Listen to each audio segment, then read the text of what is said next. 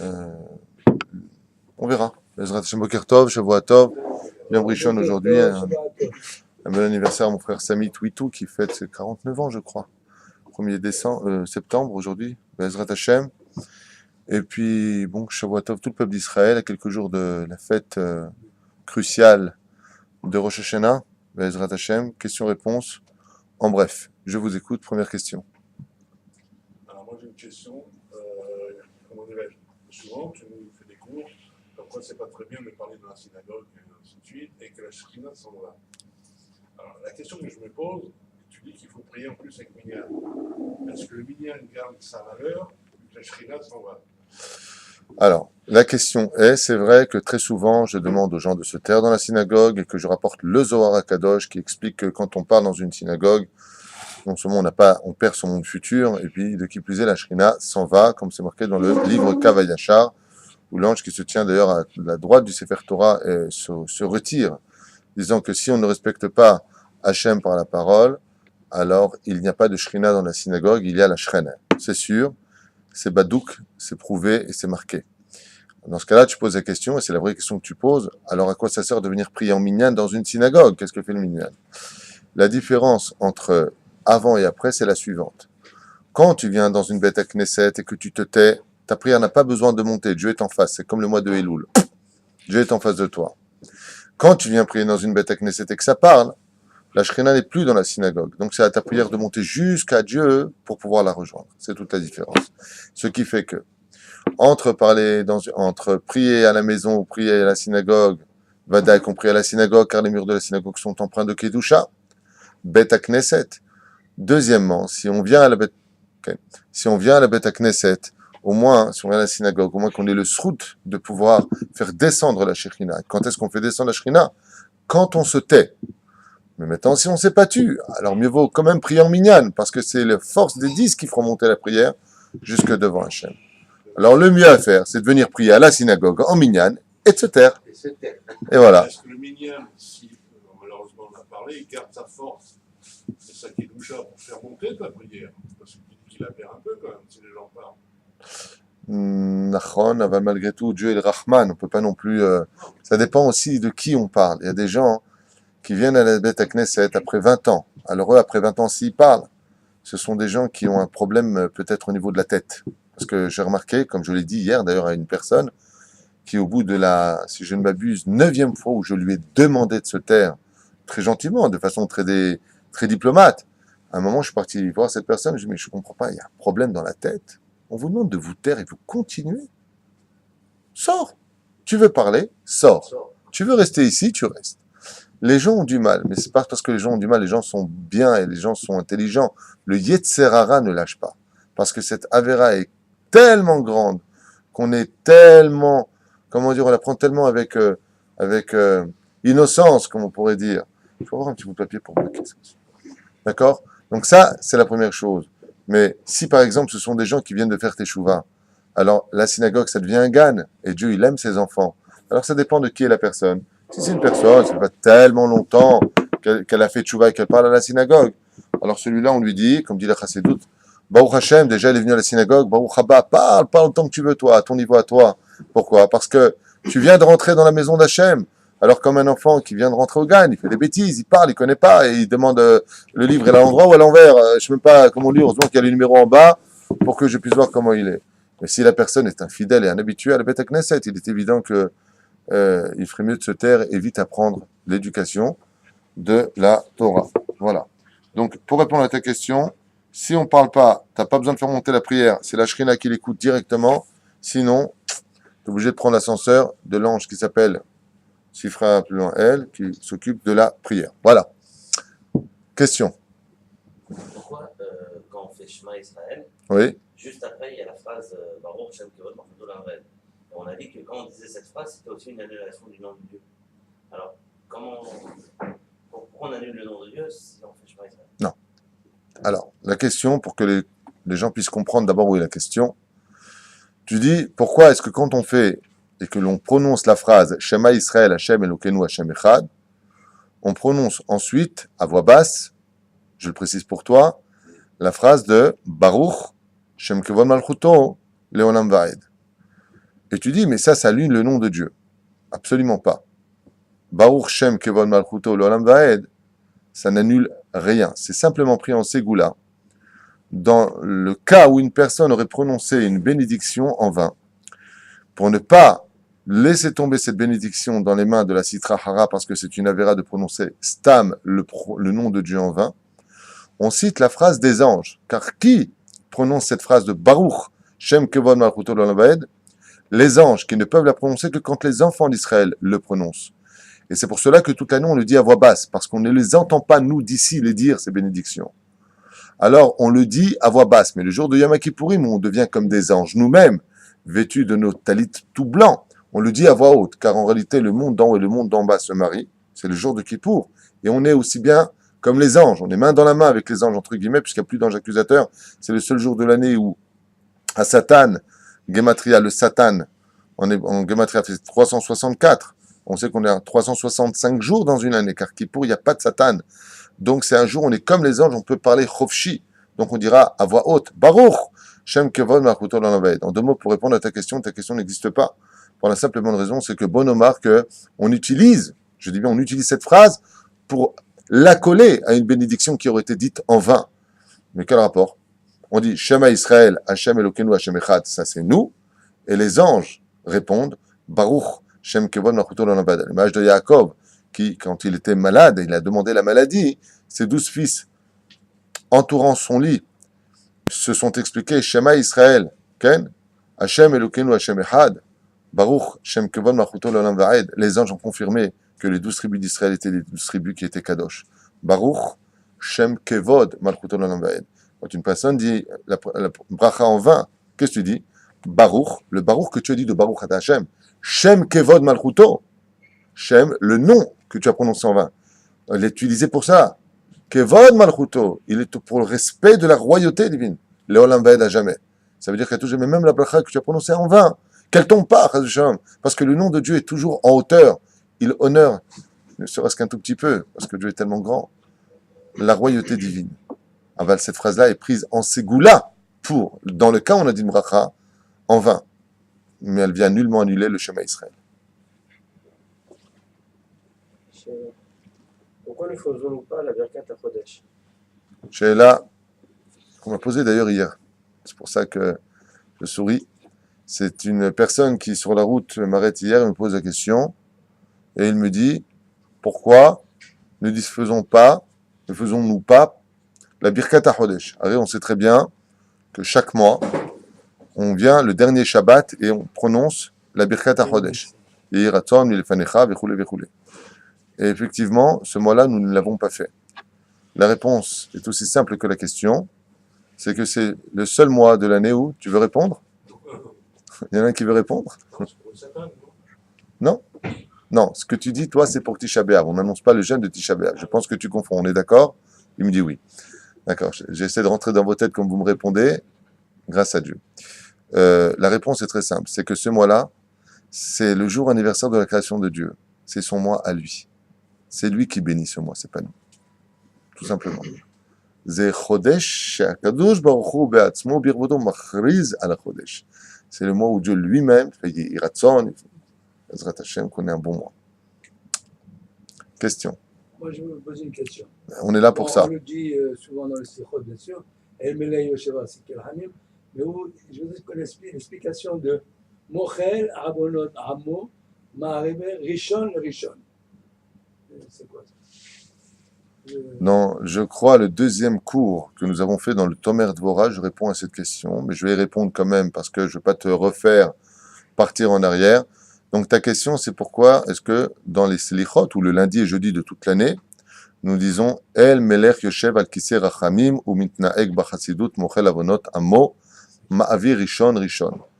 Donc qu'est-ce que tu aurais voulu poser dans ta question? Pourquoi on dit il passe en d'autres termes sur la première faute. Toi, tu aurais voulu dire, si je comprends ta question, première faute, deuxième faute. Voilà. On est bien d'accord, c'est ça ta question? Bezrat Hashem. La réponse, je vais te la donner brièvement parce que j'en ai fait un exposé assez long. C'est tout simplement parce que la faute première de la vie d'un juif ne compte jamais vis-à-vis d'Hachem. Seulement si tu recommences cette faute, ce qu'on appelle être récidiviste, qu'on d'ailleurs prononcera le jour de Yom Kippourim, est avarianim. Mazé avarianim, ça veut dire, traduction du mot avarianim en hébreu, veut dire un voyou. Mais c'est pas du tout cela. Le mot avarianim vient de quelle racine hébraïque?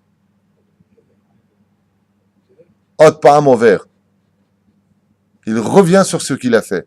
Ça s'appelle un récidiviste.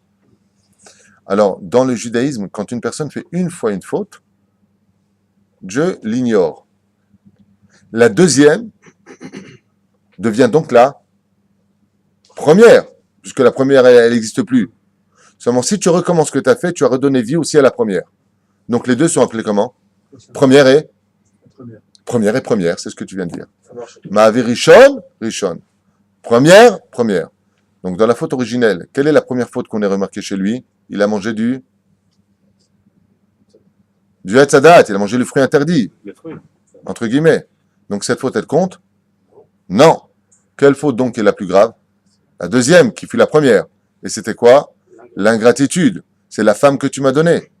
C'est pour cela qu'on retiendra la faute d'avoir mangé le fruit. Mais s'il avait simplement répondu « J'arrête mes bêtises, j'ai fauté », il n'y aurait jamais eu tout ce balagan. Shlomo. Vous avez dit qu'il fallait se laisser tuer plutôt que de se prosterner devant une idole. Je voulais savoir si quelqu'un nous oblige à nous prosterner devant une statue, par exemple, pourquoi on se laisserait tuer? Car Mova Bagmara, je pose la question. J'imagine déjà ma femme me dire « On n'a pas compris la question, donc je vais poser la question pour tout le monde. » Tu poses la question en disant « On a appris effectivement dans le dernier jour, je crois qu'il fut enregistré, que celui qui se prosterne devant une statue ferait mieux de mourir que de le faire. » C'est ça? Bien, effectivement, c'est ce qu'enseigne la Gemara et le Shulchan Aruch. Pour 3 avérotes uniquement, il est préférable de mourir que de les enfreindre, qui sont les 3 avérotes les plus connus. Avodah Zara, donc la statue, en d'autres termes, se prosterner devant un culte étranger. Là, le Gilou Yarayot, de Chas v'Shalom, pratiquer l'inceste, et bien entendu le meurtre. Si on te dit, va tuer telle personne, mieux vaut que tu meurs que de le tuer lui-même. Voilà. Et à propos de ces 3-là, il y a des questions qui se posent. Si je devais reprendre un petit peu en arrière pour un petit peu approfondir les Mahamarim qu'on aurait lus dans le Tanakh, comment se fait-il que dans Shoftim, dans le 13e chapitre là-bas, commence un petit peu, si je peux me permettre le mot employé, la biographie de Shimshon, Samson et Dalila. Donc dans le 13e chapitre, on commence là-bas, et puis vous verrez qu'au fur et à mesure de ces chapitres, les Philistins vont ordonner de donner Shimshon pour qu'il soit emmené en captivité, jugé et mis à mort. Et les enfants d'Israël vont prendre Shimshon et vont le donner. Et on pose la question là-bas, on dit, mais je comprends pas. On a dit qu'il y a 3 avérotes pour lesquelles il est préférable de mourir, que de tuer. Pourquoi est-ce qu'ils l'ont remis dans ce cas-là aux Philistins? Ça contredit la halakha? La réponse est simple. C'est que si, par exemple, des non-juifs viendraient dire à des juifs, chas v'shalom, qu'un seul d'entre vous sorte pour qu'on le tue et on vous laisse partir, on n'a pas le droit de prendre une personne et le donner. Dans ce cas-là, ils vont tous mourir. Ah, c'est débile. Ah, c'est mieux que tous. Il y a des lois, mon ami. Mais si je dis, par exemple, on veut lui, sinon on vous tue tous, comme ils ont fait dans Shoftim, ils ont dit, on veut Shimshon, ils ont montré du doigt qu'ils voulaient. Non, dans ce cas-là, on pouvait le donner. Alors, on voit ici qu'il y a des avérotes pour lesquelles on ne peut pas passer. Donc, on avait parlé de Hana et de ses 7 fils qui sont tous morts pour ne pas se prosterner. Effectivement, la halakha nous dit qu'il est préférable de mourir que de se prosterner devant une statue. J'ai compris dans ta question que, est-ce que c'est dans tous les cas? Oui, puis nous, on n'a rien à faire de la statue. C'est un bout de bois pour nous. Donc, ça te choque qu'un homme puisse perdre sa vie. C'est ça, et rendre des gens malheureux. Et rendre des gens malheureux, sa femme. Pour un bout de bois.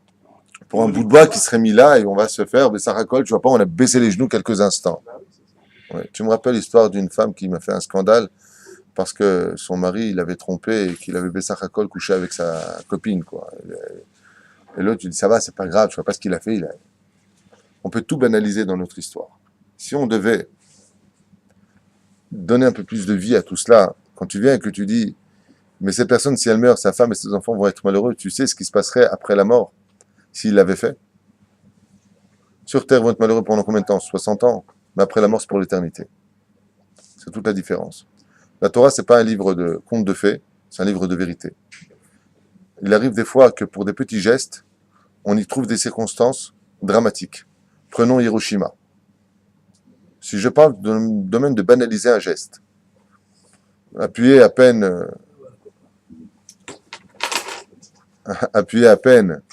c'est beau l'amour, appuyer à peine sur un bouton, c'est pas dramatique d'appuyer sur un bouton.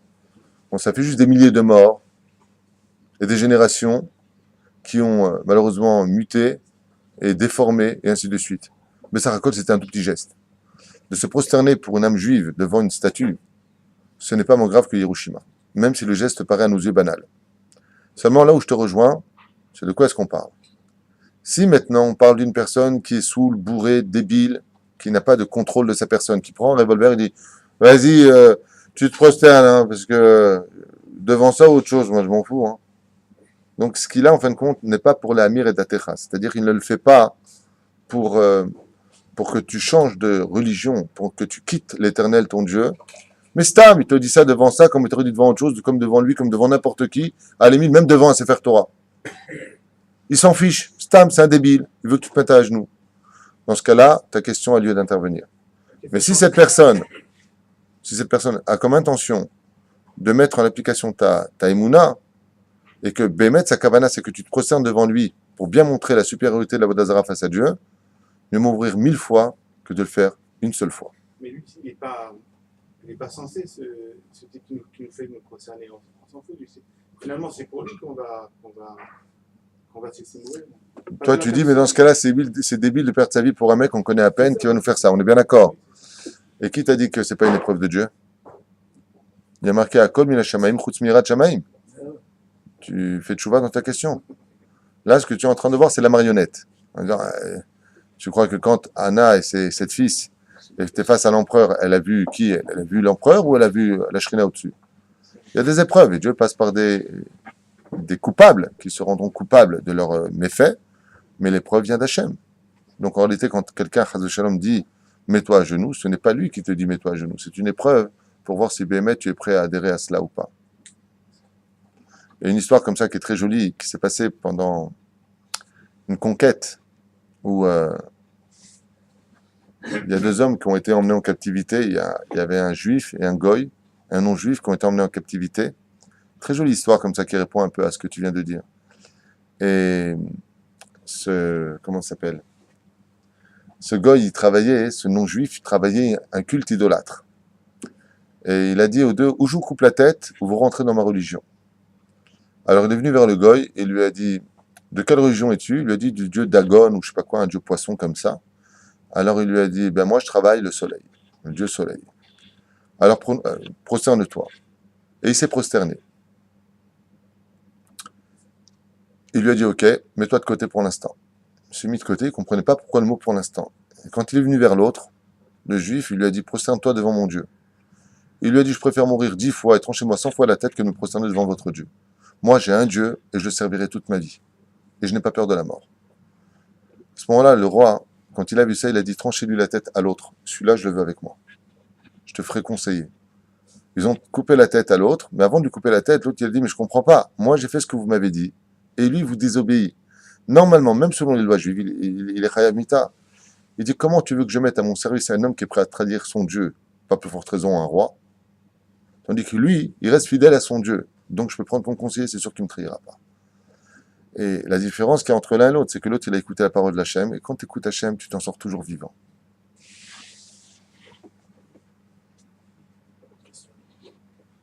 Alors, pourquoi est-il écrit dans la paracha, Vachaïta, ou Valita, ou Racha, alors que nous avons déjà été bénis, pourquoi c'est en plus? Alors effectivement, dans la paracha Nitzavim Vayelech, nous avons, après cette remise une fois de plus en question, 3 mots qui sont dits vers la fin, qui sont Vechaïta, je te ferai vivre si tu fais ce que je te demande, pour répondre un peu à ta question. Ensuite, Veravita, et tu multiplieras. Et pour finir, Uverechecha Hashem, en d'autres termes, et Dieu te bénira. 3 mots clés, un peu fondateurs de toutes les bénédictions. Yevalechecha Hashem, Beishmerecha, Yaher Hashem Panav Lecha Bichunika, Issa Hashem Panav Lecha B'Yasem Lecha Shalom. Alors la question qui est là-bas, si j'ai bien compris ce que tu veux dire, c'est pourquoi aurions-nous 3 mots clé, alors qu'on a déjà vu dans la paracha de Kitavo aussi toutes les bénédictions partant dans tous les sens, c'est ça? Très bien. Dans Masechet Nehaïla, à la page 17 à Moudalef, on parle là-bas de la question suivante. Il y avait Rabbi Reuven Astropoli, un grand Talmid Chacham, contemporain de Rabbi Shimon Bar Yochai. Alors que les Romains avaient fait un décret sur les enfants d'Israël d'annuler 3 mitzvot du judaïsme, et c'est quand même curieux une fois de plus, je le dis tout le temps, et que cela nous serve de leçon, mais c'est quand même curieux que le Sénat romain, que le Sénat de toutes les nations qui ont essayé de nous asservir et autres, à chaque fois qu'ils ont voulu mettre un terme à Israël, ils ne se sont jamais pris à nos corps, réellement parlant, hormis la fête de Purim, mais toujours au monde de la Torah.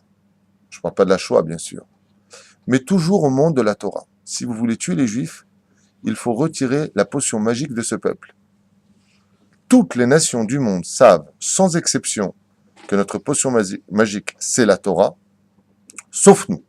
Nous, on a une potion magique extraordinaire qui nous entoure, et on n'est pas du tout conscient de la force qu'elle puisse nous donner, cette Torah. Et là-bas, il y a eu 3 décrets qui ont eu lieu. Le premier a été l'annulation de la Brit Mila. Le deuxième a été l'annulation du Shabbat. Et le troisième a été l'annulation, tout simplement, de la Nida. Nida, Mila et Shabbat. Quand ce décret a été déclaré, les Juifs ont perdu totalement espoir. Si Chaz v'Shalom, on n'a plus le Shabbat, on n'a plus la Mila, et en plus de ça, on n'a plus la Nida, mais on enfreint des interdits d'une gravité extrême où on perd notre carte d'identité en tant que Juif. C'est fini. On est méconnaissable, même au niveau physique. Quand tu rentres dans la douche, tu vois qui est Juif, qui ne l'est pas. Mais là, on a tout perdu. Alors, Rabbi Reuven Astropoli nous raconte la Gemara sur l'ordre de Rabbi Shimon Bar Yochai, s'est déguisé en goy, dans un cas pareil de Pikuach Nefesh. Donc, il s'est habillé, il est parti à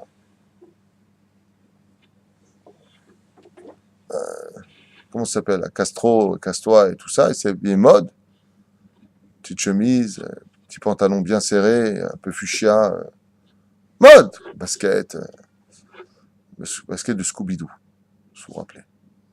Puis, bien entendu, crâne rasé, et puis il s'est fait la coupe, et puis bien entendu, la lame, comme il faut, pas de barbe. Bekitour, Monsieur Durand. Et puis, comme il était très intelligent, donc, ressemblant à un non-juif, habillé comme un non-juif, il débarque au Sénat. Et puis, quand il entend les décrets, il lève la main comme ça, il se fait passer pour un des gens du Sénat, venu pour porter aide avec son intelligence au Sénat. La Gemara nous raconte qu'il a levé la main et l'empereur lui a demandé qu'est-ce qu'il voulait. Il dit, mais je ne comprends pas quelque chose. Comment vous avez pu voter des lois qui marchent dans l'intérêt des Juifs et qui marchent justement contre nous au Sénat? Il lui dit, mais de quoi tu parles? Il dit, j'ai une question à vous poser. Si on a des ennemis, on veut qu'ils multiplient ou on veut qu'ils soient moins? L'empereur a répondu, mais on veut qu'ils soient moins, surtout pas plus. Et bien, je ne comprends pas pourquoi vous avez annulé la Nida des Juifs. Arrête, les Juifs, ils ont 2 semaines avec leurs femmes et 2 semaines sans leurs femmes. C'est la moyenne. Peut-être plus, peut-être moins, peu importe. Mais c'est la moyenne. Donc, au niveau du potentiel, sur un mois où un homme pourrait aller avec sa femme, combien on a retiré de chance? 50%, puisqu'il y a 2 semaines et 2 semaines. Et vous, qu'est-ce que vous avez fait? Vous avez retiré la Nida. C'est-à-dire qu'en fin de compte, vous avez réinstauré qu'ils peuvent aller quand ils veulent avec leurs femmes. Donc, plus de chances d'avoir des enfants. Donc, plus d'ennemis. Le Sénat, il commence à réfléchir, à en prendre, ben oui, mais c'est stupide comme loi. Ben oui. Faut ordonner tout de suite qu'ils refassent la Nida. Il dit, mais je comprends pas. Je peux me permettre de continuer? Il dit, oui, vous êtes intelligent, venez au centre, il lui a dit l'empereur. Et on vous écoute. Je voudrais juste poser une question, hein. Si on a des ennemis, on veut qu'ils soient riches ou on veut qu'ils soient pauvres? Pauvres! Alors pourquoi vous leur avez interdit d'être chômeur Shabbat? Arrête, le Shabbat, il ferme. Et quel est le jour où on travaille le plus? Le Shabbat. Donc, si on leur dit de fermer le Shabbat, s'ils sont chômeurs Shabbat, ils seront plus pauvres. Et l'empereur a dit, mais quel est l'imbécile qui avait dit de les empêcher de faire le Shabbat? Bien sûr, il faut qu'ils ferment leur commerce, c'est le jour du commerce, le Shabbat. Annulez ce décret. Il dit, mais j'ai encore une question à vous poser. Si on a des ennemis, on veut qu'ils soient en bonne santé ou qu'ils aient déjà subi des opérations? Plus d'opérations possibles, Frankenstein. Il dit, bah alors dans ce cas-là, pourquoi vous l'empêchez de faire la Brit Mila? Vous savez que même dans l'armée en Israël, le meilleur profil, quand on est un bon soldat avec une bonne santé, c'est profil 97 et non pas 100 sur 100. Et pourquoi? À cause de la Brit Mila. Et là, l'empereur, quand il a entendu ça, il a dit, mais pendez celui qui a fait les décrets, nom d'idiot, stupide personnage. À partir de maintenant, j'ordonne aux Juifs d'être Shomer Shabbat, Shomer Nida, et attention, il faut la Brit Mila, je veux que des témoins qui voient tout ça. Alors, et puis la Gemara finit comme ça. Bien entendu, après un certain temps, ils se sont rendus compte que c'était un grand sage d'Israël qui s'était déguisé en non-juif et qui avait donné, donc ils ont remis ces décrets, mais en réalité, parce que le peuple d'Israël s'était encore mal conduit, donc Dieu utilise les goïms pour nous diriger un petit peu à l'image d'un bâton. Et pour répondre à cette question que tu poses, qui est excellente, ça vient répondre à quelque chose de phénoménal. L'empereur, ce qu'il a dit, c'est logique ou c'est pas logique? Ce qu'a dit l'empereur, c'est logique ou pas? Pour lui, c'est pas logique. Mais pour nous, Pourquoi pour nous ce serait logique? Tout ce qu'on a dit, c'est cartésien. Moins tu touches ta femme, plus tu as de chance de ne pas avoir d'enfant. Moins tu travailles le Shabbat, et plus tu as de chance de ne pas avoir d'argent. Et plus tu te fais d'opérations chirurgicales, et moins tu as de santé. On est bien d'accord? Donc tu es déjà pagoum. D'ailleurs, quand tu viens pour un dossier médical, vous avez déjà eu des opérations, il faut tenir compte de tout cela. Ouais. C'est la bracha qu'on vient de recevoir qui est marquée nulle part. Toutes les brachot que nous avons sont des brachot du monde rationnel. Mais les brachot que tu viens de citer, qui sont les trois piliers des brachot, qui sont toutes les brachot, viennent te prouver que Israël est au-dessus de toute nature. Parce que les argumentations qu'apporta le Rav Reuven Astropoli à l'empereur sont on ne peut plus cartésiennes et on ne peut plus logiques. Et dans la paracha de la semaine, avant Rosh Hashanah, Dieu nous envoie un message. Votre bracha est au-dessus de la nature. Si vous faites la nida, vous croiserez et multipliez beaucoup plus que ceux qui touchent leur femme tous les jours. Si, Be'ezrat Hashem, vous fermez le Shabbat, je mettrai de la bracha dans ce que vous avez, avec le peu d'argent que vous avez, vous deviendrez les hommes les plus riches du monde. Comme c'est marqué dans ma Sechet Shabbat à la page 119 à Moud Aleph, comment est-ce qu'on devient riche en France ou en Galoute? En respectant le Shabbat. Ferme le Shabbat. Mais non! C'est le jour où il y a le plus de clients! T'as rien compris. T'as rien compris. T'es un juif, t'es au-dessus de la nature. Tu fermes le Shabbat, dans ce que tu auras, t'auras la bracha. T'auras plus. Mieux vaut 100 cailloux ou un diamant. Un diamant. Quand tu travailles le Shabbat, t'as plein de cailloux dans ta caisse. Mais quand tu te fermes le Shabbat, t'as un diamant dans ta poche. Et lui, il vaut tous les cailloux. Et pour finir, comme ils disent en Hollande, ils disent que la Brit Mila, c'est barbare. Avec tout l'islam qui est là-bas aujourd'hui. Bientôt, vont faire le Brit Mila à tous les goïms là-bas. Ils se sont plaints des juifs, Dieu leur a amené la marée noire. Okay? Et la Brit Mila, dans le judaïsme, c'est quand même curieux qu'aujourd'hui les médecins aux États-Unis, puisque j'ai entendu de façon certaine que pas loin de 80% des non-juifs américains pratiquent aujourd'hui la Brit Mila. Pour une question d'hygiène. Et on voit justement que la Brit Mila, non seulement cela ne nous fait pas défaut, mais que c'est une bracha car elle est la chotemet d'Akadosh Baruch Hu, elle est le sceau du roi des rois sur nous. La reine, ces trois bénédictions sont hors du commun. Veravita, comme on vient de le dire, Bezrat Hashem, Vechaita, et tu vis, Bezrat Hashem, et bien entendu tu vis par la Brit Mila. Veravita, c'est Shtabar Vital Shmolahad, tu t'es multiplié par le biais de la Nida, ou Valecha Hashem, et Dieu te bénit dans ton argent, si tu es Shomer Shabbat. Voilà pourquoi ces trois bénédictions viennent à la veille de Rosh Hashanah, pour nous taper sur l'épaule et dire, n'oublie pas, fils d'Israël, fils d'Abraham, de Yitzhak et de Yaakov, t'es pas comme les autres, t'es au-dessus de la nature.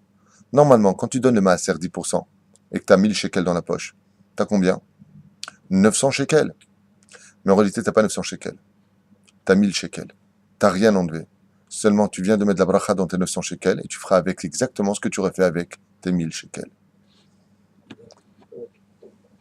Question. Ah, Adounet. Adam. Non, mais Adounet, c'est mon Adam à moi. Tu retiens trop mes cours, apparemment, toi. Je ne changerai pas mon nom. Bezrat Hashem. tout à l'heure, vous disiez que. Alors, c'est une question plutôt d'actualité que j'allais vous poser. Si tu peux juste la poser, ce serait génial. Dans les 4 morts instituées par le Beth Din, laquelle serait concernée par le fait comme ça, une question peut-être d'actualité, de mourir par des gaz, hein. Et si c'est le cas, pour faire l'accaparat de quelle faute? Donc, une fois que vous m'aurez dit la mort, c'est pour faire l'accaparat de quelle faute? Parce qu'il y a des videurs dans cette synagogue. Alors, il y a 2 questions. Tu me fais un kit là. Oui, bah, Un kit ou double plutôt, ouais. intéressant. Euh, bien. Et en plus, tout ça, veille de Rosh Hashanah, veille de Kippour, on est tous dans une teshuva terrible. Voilà. Bien. On va répondre juste à une question parce que on ne compte pas aller plus loin. Tu poses la question. C'est vrai qu'on est à la veille d'une situation compliquée. D'un côté, nous avons Rosh Hashanah qui menace ou qui annonce de bonnes nouvelles. Et puis de l'autre côté, nous avons les Syriens qui ne nous regardent pas du tout, surtout qu'on reçoit des blessés syriens dans nos hôpitaux israéliens gratuitement, bien sûr, sans qu'ils payent quoi que ce soit. Et attention, hein, on s'occupe bien d'eux et on leur tire leurs pompes. Et donc, effectivement, sur l'actualité, la Syrie, c'est promis que si il y aurait le moindre intervenant américain, français, anglais ou tout autre pays européen ou américain qui interviendrait dans leur pays, ils bombarderaient Israël de bombes et de gaz, et non pas du gaz lacrymogène, mais du gaz nuisible.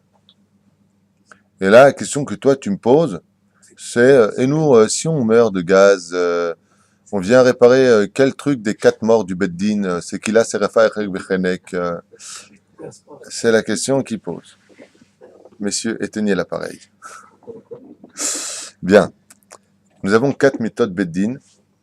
4 méthodes, c'est-à-dire 4 morts dans le judaïsme, c'est qu'il a la lapidation, Serefa, le feu. Bien entendu, ce n'est pas comme vous le pensez, c'est pas la pierre, on ne jette pas les pierres comme ça, il y a tout un processus d'abord, on fait tomber la personne, le gros rocher après les pierres. Le feu, on ne brûle pas une personne avec du feu, mais on fait couler en lui, chas v'shalom, une espèce de offeret, une espèce de plomb à l'intérieur qui descend et brûle l'osophage, selon le Beth Din, bien entendu.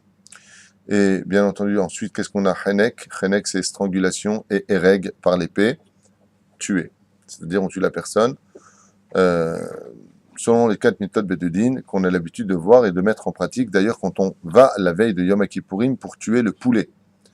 Pourquoi est-ce qu'on va tuer un poulet à notre place la veille de Yom Kippourim? Parce que le poulet passe justement par les Arba méthodes Beth Din, qui sont les suivantes. Quand on prend un poulet, on le fait tourner au-dessus de la tête de la personne qui aurait dû normalement partir à la place de ce poulet. Donc on paye de l'argent, on paye avec notre sang, car damim veut dire le sang et l'argent en hébreu, donc on va payer une contribution à la place de notre vie en demandant pardon à Dieu. Et au poulet, on le regarde bien ce poulet, et puis voici qu'on le prend, et pour faire une shrita, on prend le poulet dans la main gauche, et on lui lève le bec, et voici qu'on tire un petit peu sur l'arrière du cou, ce qui fait que le poulet, vous verrez d'ailleurs ses yeux, est un peu étranglé. Ça fait la réparation de strangulation. Ensuite, une fois que c'est fait, on prend le couteau et on lui coupe le canet, la véchette. On lui fait ressortir d'ailleurs. Ça, c'est ereg, c'est par l'épée. Et ensuite, pour être certain d'épurer son sang, pour ne pas manger de l'âme animale, mais ne garder que la matière, on le jette fortement dans un cône. Il va s'épurer de son sang. Le fait de le jeter à l'intérieur, ça fait c'est qu'il a lapidation. Et ensuite, on le met dans le four, Serefa, ce qui fait qu'à travers, Serefa donc le feu, à travers les 4 méthodes Beth Din, que l'on voit vivre à travers le poulet. On vit ça aussi par le mikvé. Le mikvé représente une purification par une des 4 morts du Beth Din. Laquelle d'après vous? Tellement évident. Étouffement, donc strangulation. Car quand on rentre à l'intérieur du mikvé, on est sans air. Et si tu respires à l'intérieur, c'est que tu es un mutant ou un poisson. Donc, quand on est à l'intérieur, on manque de respiration. Alpisode, il est impératif pour une personne, quand il va au mikvé, de sortir vraiment au moment où il ne peut plus se retenir. Pourquoi? Pour arriver à faire le tikkun de si j'étais chayav mita, bidei shamaim be chenek. Si chas shalom, je devais partir de ce monde à cause d'une faute que j'ai commise par la mort concernant le chenek, c'est-à-dire la strangulation, eh bien le mikvé non seulement te purifie de l'impureté, mais de qui plus est, te fait passer mitat beddin. Une d'entre elles, c'est chenek. Le gaz, pour répondre à cette question aussi logique soit-elle, qu'est-ce qu'elle viendrait faire sur nous? Si tu te la reçois sur la tronche, tu as fait, première mort, ce qu'il a. Tu te la reçois sur la tronche. Ah oui, d'accord. Donc, imaginons, pas toi, chas de shalom, toi t'en as pour 120 ans minimum. Amen. Imaginons une bombe tombe chez un non-juif très très loin d'ici. Bah, par exemple, chez eux. Ils viennent pour lancer la bombe, Et ça ressemble chez eux. et ça retombe chez eux. Dieu a beaucoup d'humour et je pense qu'il le fera volontiers. D'accord? Eh bien, cette bombe-là, si elle tombe sur la maison d'une personne et que la personne se retrouve écrasée sous les pierres, il est passé par lapidation. Et le gaz, qu'est-ce qu'il va faire d'après toi? Il vient étouffer, mais ça dépend quel gaz. Il y a un gaz aussi qui brûle l'intérieur. Et les gens meurent de ce gaz. Donc il leur a fait 3 mitot beddin. Qui sont Strangulation, Ce qu'il a. exactement ce qu'il a, Srenek. canard 4. Oui, et il a, Morceau d'obus se détache. voilà un but de but qui traverse. Oui, voilà. Et puis après, à Triatamétim, et tu as un zombie. Très bien. Il y a de l'humour ce matin. Mais effectivement, ça fera les mitot beddin. Ça dépend exactement des choses. Mais il y a des choses qu'on connaît. Par exemple, quelqu'un qui chuterait du premier étage, ou deuxième étage, ou du 8e étage, qui s'écraserait, il est mort de ce qu'il a. Accident de voiture, c'est ce qu'il a, c'est-à-dire lapidation. Chaque chose est importante à retenir. Quelqu'un qui s'est étouffé en mangeant. J'ai malheureusement un oncle, que Dieu repose son âme, d'ailleurs à qui je dédie ce chiour, Daniel, à la Vacham, qui est décédé en s'étouffant. Un nom comme ça, il a pas retrouvé sa respiration. Et Zaya Matsav Shelo. Daniel, Oui, oui. celui qui est venu là. Non, non, un ami à mon oncle. Continue à dormir. Daniel, mon oncle, donc, est malheureusement parti d'étouffement. Donc, dans ce cas précis des choses, il est évident qu'il est mort dans la mort de Chenek, strangulation. Voilà. Vous avez où pour les questions aujourd'hui? Moi, j'en ai une dernière quand même. Ah, ça fait plaisir. Une petite dernière. Une petite dernière. Voilà. Au niveau, en fait, En tout cas, elles étaient bonnes tes questions aujourd'hui. Dans ta chaîne, j'espère qu'elle va continuer. Au niveau, en réalité, de la mitzvah de faire des enfants, d'avoir beaucoup d'enfants. Oui. J'aimerais avoir une réponse au niveau de la Torah, pas au niveau humain de dire on veut des enfants parce que c'est bien, c'est joyeux, c'est Shabbat, c'est bien. Dans la Torah, on nous dit que la mitzvah, c'est d'avoir une fille et un garçon. Ça voudrait dire 2 enfants minimum. Maintenant, quel est dans la Pniout le fait d'avoir 10 enfants, 11 enfants, de continuer de pouvoir avoir énormément de descendance, pas au point de vue encore une fois humain, mais au point de vue de la Torah? Qu'est-ce que ça change? Donc, ta question, c'est pourquoi, vis-à-vis de la Torah, avoir plein d'enfants? Exactement. Bien. Alors que la marloquette entre Beth Hillel et Beth Shammai est de savoir si à partir de quand on a accompli la mitzvah d'avoir des enfants, soit ou 2 garçons ou un garçon et une fille. Marloquette entre Beth Hillel et Beth Shammai. Pourquoi, Bémet, on doit en avoir beaucoup? La réponse se trouve elle-même dans la Torah. Il y a marqué Prourvu, ou mil'u et haaretz. Croissez et multipliez et remplissez la terre. Dans la Gemara de Sanhedrin, et dans la Gemara surtout de Nida, on nous raconte là-bas, je crois que c'est Nida. Ah, on nous raconte là-bas que le Mashiach ne viendra que quand toutes les Neshamot seront descendues dans ce monde. Alors je m'explique. La vie dans laquelle nous sommes, c'est une espèce de rouage. On vient, on repart, on vient compléter, on repart, on vient compléter, on repart. Mais chaque fois qu'on repart, on se divise en tant que Neshamot. Le bon côté peut aller au Gan Eden, le mauvais côté doit se réparer. Ou le bon côté est incomplet au niveau de son bien. Par exemple, il accomplit plein de mitzvot, mais il en manque 2, 3. Il reviendra dans ce monde. Si tu savais combien de Neshamot dans les cieux attendent de descendre, il y a la queue. Et ça n'en finit pas. Ce qui fait que chaque fois que tu amènes un enfant au monde, tu libères une âme qui pourra enfin s'élever et se réparer. Parce qu'il y a ce qu'on appelle le monde de la réincarnation. Ça, c'est la première chose. La deuxième chose, nous avons le devoir de faire promulguer le nom d'Hachem. Donc, Baruch Hashem, plus il y aura d'enfants pour le faire, et mieux ce sera. Prenons le cas du Rav Odia Yosef. Il a 5 garçons et une fille. Un qui est décédé malheureusement, un grand Rav. 5 garçons, 5 Talmidei Chachamim. Ils ont chacun été posek halacha, ils sont tous posek halacha, et chacun a écrit des Shulchan Aruch. Tu imagines un petit peu la grandeur. du Rav Ovadia Yosef, non seulement c'est le plus grand de tous les Raves, mais de qui plus est, aujourd'hui, il a 5 fils qui sont 5 poskim halacha, donc qui éclairent le monde.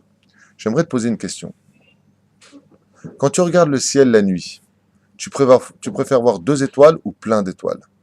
C'est sûr, donc De la même façon, quand on voit une famille qui est bénie d'Hachem, chaque garçon qui vient au monde, Zachar, qui veut dire masculin, fait exactement le même compte numérique que le mot Beracha, qui veut dire bénédiction.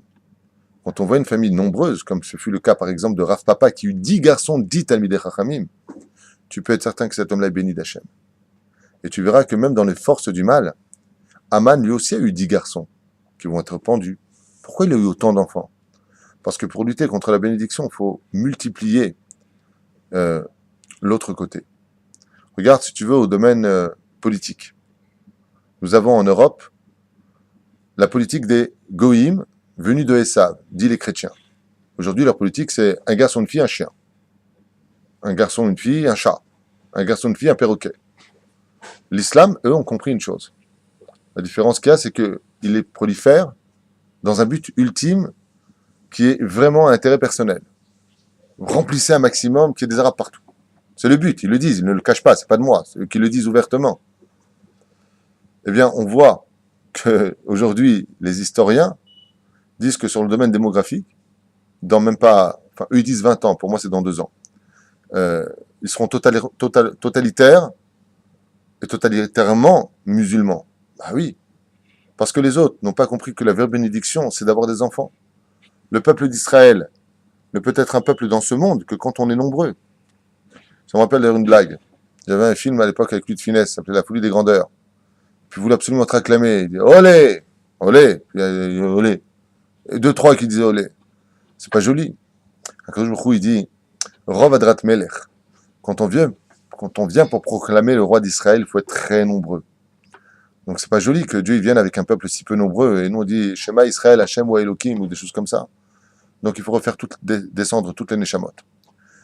Troisième explication, le règne d'en haut, qui est parallèle au monde d'en bas, est extrêmement nombreux. Il y a des milliards et des milliards d'anges, il y a 7 mondes, et il y a beaucoup de Neshamot. Toutes ces Neshamot qui sont en haut appartiennent à un règne déjà conquis. Le but d'Hachem, c'est de venir être roi sur terre, et ce qu'on va lui souhaiter à Rosh Hashanah. Vetimloch alenu bal kol haaretz birvodach. Tu viendras et tu seras roi sur toute la terre. Mais pour qu'il soit roi sur toute la terre, il faudra automatiquement faire descendre toutes les Neshamot, car là où va le roi, les sujets l'accompagnent. Donc il faut proliférer un maximum d'enfants, pour la simple et bonne raison, c'est que d'abord c'est une bénédiction, deuxièmement c'est une libération pour ces âmes, troisièmement c'est un honneur que l'on fait au nom de la Shekhinah. Il ne faut pas avoir peur d'avoir des enfants parce qu'on n'a pas d'argent. Parce que chaque enfant d'abord vient avec son mazal, chaque enfant vient avec ce qu'il faut, puis imagine un mec qui dit bon écoute on n'a pas d'oseille chérie, 2 enfants maximum, hein. D'accord, après ça c'est le stérilet. Puis voilà qu'après 30 ans le mec il gagne le loto. Chérie, oui, on peut faire des gosses, c'est foutu. On rentre pas dans les comptes divins. Celui qui calcule avec Hachem se retrouvera dans un monde rationnel, il aura la vie d'égoïme. Dieu te dit et des enfants, et des enfants. T'occupe pas du reste. C'est lui qui est Mefarnès, ou Zanakol, c'est lui qui donne à manger. Et la preuve en est, on a vu des parents mourir, des orphelins, jamais crever de faim. Donc c'est pas les parents qui nourrissent les enfants, c'est prouvé, c'est historique, c'est pas de problème. Ils vont être pris dans des centres, mais ils grandiront. Et très souvent, j'ai remarqué d'ailleurs quelque chose qui m'a souvent frappé. Ayant beaucoup voyagé, Baruch Hashem, dans beaucoup de pays, j'ai fait la connaissance de gens qui étaient très aisés, des gens très posés, des gens bien assis. Et souvent, j'ai entendu qu'ils étaient orphelins. Ils ont perdu leurs parents dans la Shoah, ils ont plein de choses bizarres. Et quand je me retourne un petit peu vers mes analyses, je me dis, mais tu vois, il y a des gens qui ont leurs parents, qui ont tout, ils n'ont rien dans leur vie. Il y a des gens qui n'ont rien eu, puis qui ont tout eu dans leur vie. Les parents ne sont que le couloir par lequel Dieu va s'adresser pour se cacher à travers le bien-être, la bienfaisance. Mais personne ne nourrit l'autre, et personne ne donne une paye à l'autre, et personne ne fait quoi que ce soit dans ce monde. On est tous des intermédiaires pour cacher Hachem, pour voir si on sera capable de le remercier, malgré le fait qu'on ait vu quelqu'un devant soi qui nous a caché la présence divine. Donc il faut faire des enfants pour toutes ces raisons précises, même si je t'avoue la vérité, il y a de quoi faire un chiour sur ta question.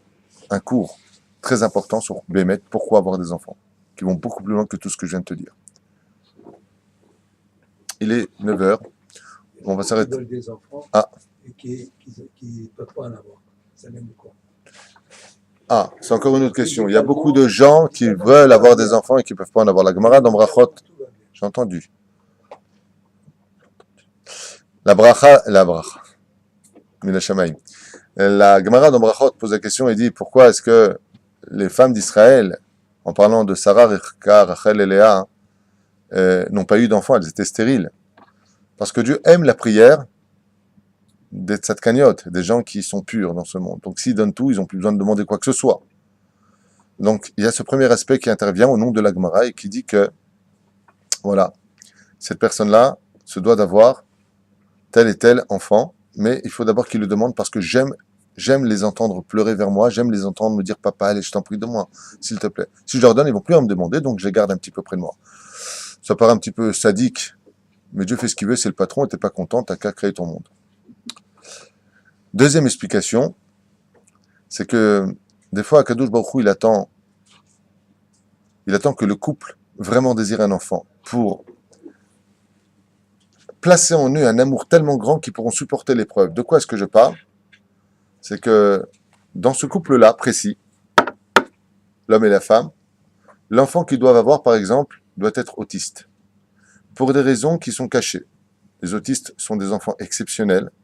Ça mérite d'avoir un autiste, contrairement à ce que certains imbéciles auraient lancé à quelques personnes qui en auraient eu. C'est un mérite hors du commun d'avoir un autiste, car un autiste, c'est une neshama pure qui doit revenir sur Terre pour réparer très peu de choses. Et comme il a très peur de retomber, il demande à Dieu de le rendre mukbal, c'est-à-dire de le limiter dans son potentiel, de ne pas pouvoir être coupable de la shonara, d'avoir vu des choses interdites, ou de rentrer dans le monde de la malédiction comme le monde du travail, qui est un monde où on peut mentir, on peut arriver à arnaquer, jalouser.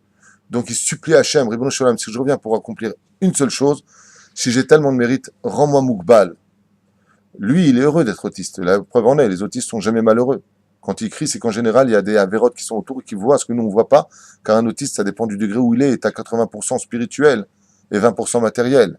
Mais il y a des degrés de 60%, 50%, peu importe. Mais ce sont des enfants qui ont un tel niveau, un tel mérite, que Akadosh Baruch Hu attend que le couple soit désireux d'avoir un enfant et méritant d'avoir un enfant. Pareil, pour le déposer chez lui. Donc des fois, ça prend du temps. À part cela, il y a d'autres explications au niveau des shlavim. Dieu sait que ce couple-là est bientôt en phase de faire teshuva. Il est bientôt en phase de faire teshuva. Ils veulent un enfant, ils veulent absolument un enfant, mais c'est pas le moment pour eux. Pourquoi? Parce que si Dieu leur avait envoyé cet enfant-là, qui viendrait du Gehinam par rapport au niveau où ils étaient avant, ils auraient eu un enfant Sora Rumoré, un enfant terrible. Donc Akadosh Baruch Hu, il attend. Ce couple-là s'élève, prie, et au lieu de prendre une neshama qui vient du bas, il prend une neshama qui vient du haut. Encore une explication. Troisième explication, il y a des gens qui avant le mariage ont fait des bêtises. Big bisou, big bisou. Et maintenant qu'ils sont mariés sous la choupa, je pardonne les fautes. Seulement, il y a un peu de dette. Vous avez été ensemble avant l'heure. Donc maintenant, pour avoir les résultats de votre union, vous attendrez un petit peu après l'heure.